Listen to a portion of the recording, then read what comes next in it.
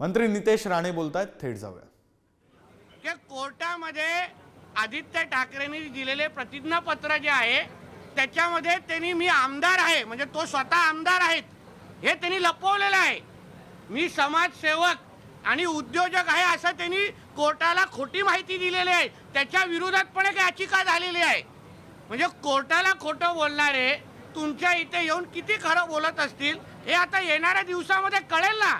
म्हणून उगाच तुम्ही अर्धवट माहितीच्या आधारे आपल्याला सगळ्यांना विनंती करतो, आपण सगळे सुज्ञ पत्रकार आहात, अर्ध्या माहितीच्या आधारे पुरा दिवस आज मी जरा कोर्टाच्या माझ्या वैयक्तिक कोर्टाच्या कामामध्ये व्यस्त होतो।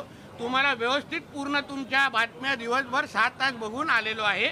आपल्याला विनंती आहे, घाई गडबड करू नका। कोर्टामध्ये हा विषय चालू आहे। एका मुलीने आपलं आयुष्य गमावलेलं आहे, एका वडिलांनी त्यांची मुलगी गमावलेली आहे आणि म्हणून आपण माननीय कोर्टामध्ये जो चाललेला जो केस आहे त्याबद्दल थांबाव।